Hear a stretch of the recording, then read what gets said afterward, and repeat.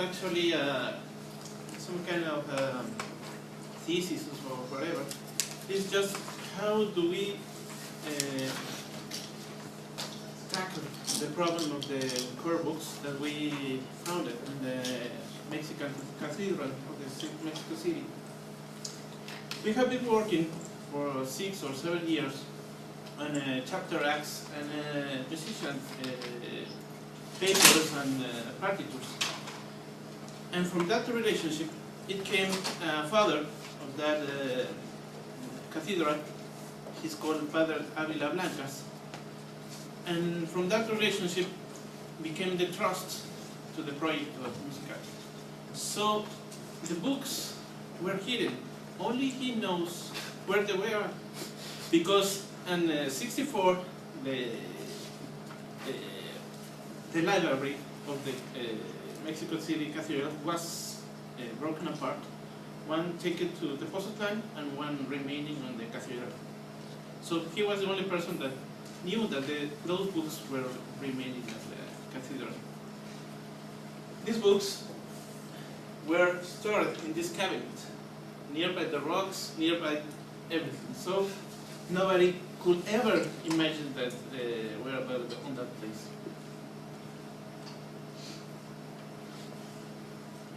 This is some images of the books. These books, as mentioned, one of the killings was the karaoke of his time. These books were to the whole mass, so they chant, the Leopolds chant the court, chant the mass. No? They were huge because the kids need to read it so they can see it by a distance. As you can see, these books were not restored in any way. They only were stored. This is the team of the people that take these books from the cabinet, and this is the Padre Avila Blancas, the one that he said, if you have the money, I will make the place. I will give you the books. So the university grabbed the money and he gave us the books. Okay, that's why it is. How do we have that right now? They are fumigated and then restored, some of the papers. Okay. The Choirbooks are singular artifacts because they show they have more or less 400 years, some of them. They are between 16th and 18th century, so it is a whole gamma of years. They were sacred objects, or not worth of worship. They have a history over there.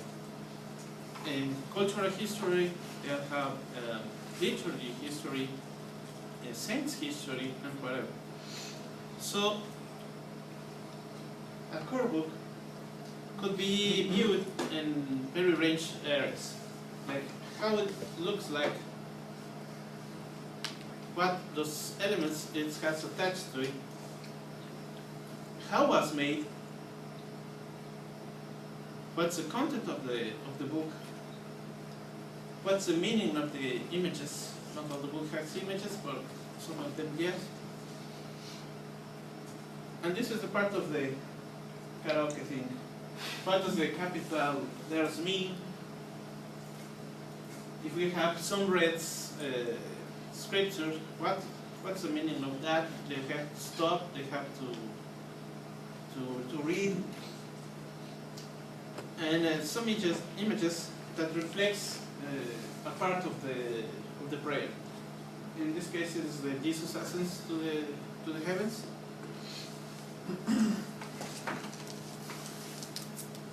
And this capital letters was the little blinking stops for the kids, so they can stop and to make another chord in the next phase. So this was the dilemma: how we will tackle the cataloging of these books.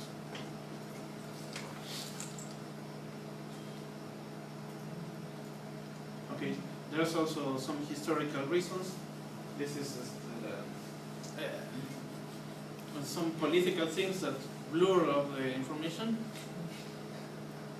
I don't know how to say how to spell it in English. Censorship. Yeah. Okay. So, what approach do we make to catalog these books? We cover these aspects: the codicology, musicology, liturgy, iconography, and all the things will be database oriented. We have previous experiences working on chapter acts and some musical papers and correspondence related to musicians, and on these cathedrals of Mexico, like Puebla, Querétaro, Durango, San Cristóbal de las Casas, and so on.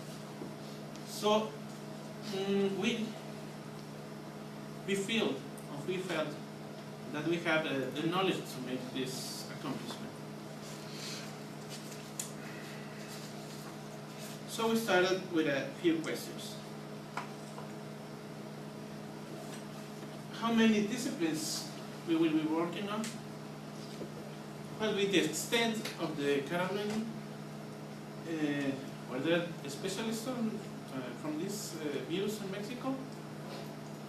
What are kind of users that will be using the database?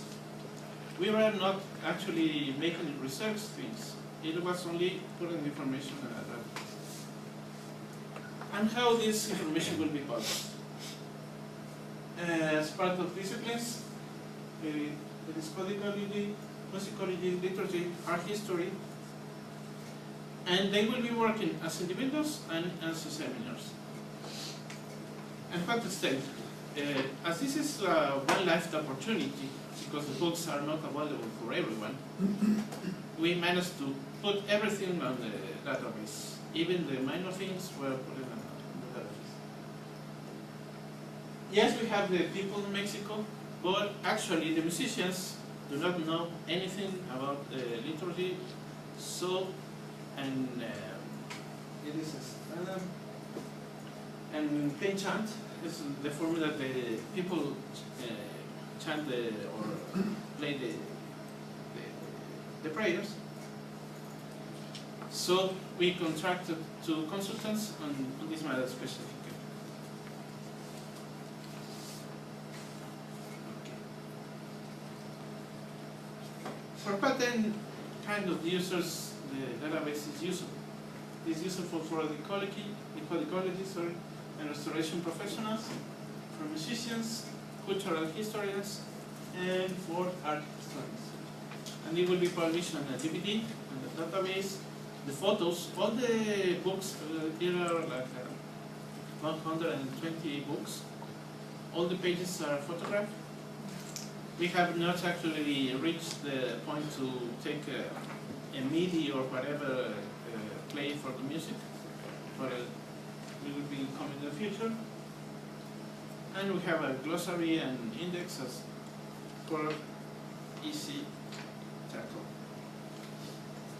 Okay. The problems. We do not have, or we do not know any person that made such a cataloging scheme. And on the part of the researchers, there were like 8 or maybe 10 researchers from distant areas. The computer literacy based on databases was not the care they needed. So it was a huge problem on this side. Even if some of them use like FileMaker, they do not like to use another kind of tools such as, or maybe they store the information in Excel, Word, or whatever. So to extract that kind of information will not be viable without the using of database. It was a multidisciplinary work, and this was some of the key issues of this project. Because to gather that kind of thinking of 80 obtain people from different sides of knowledge was very difficult in